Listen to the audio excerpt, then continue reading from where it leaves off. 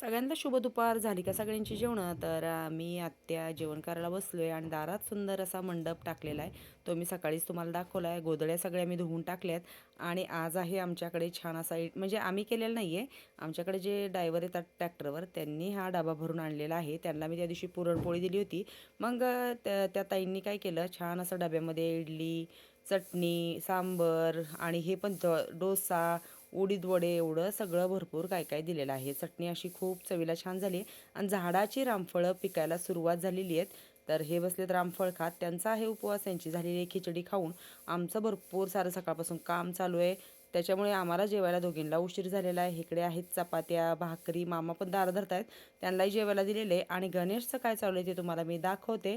त्याचं चालू आहे, ज्याने त्यांनी त्याला आहे ना, ज्यांनी नवीन कपडे आणली आहेत ती तो घालून बघतोय, घड्या करून ठेवतोय. मग आमचा जेवणाचा बेत कसा वाटला तो आधी सांगा.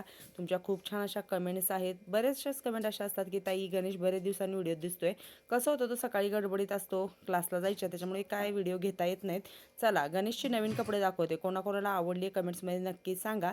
तो एक एक ड्रेस छान घालून बघतोय, फोटो काढतोय, मावशीला तिकडे त्याच्या दीदींना फोटो दाखवतोय. मग चला या सगळ्यांनी छान असं आमच्याकडे रानातलं जेवण करायला भेटूया पुढच्या व्हिडिओत.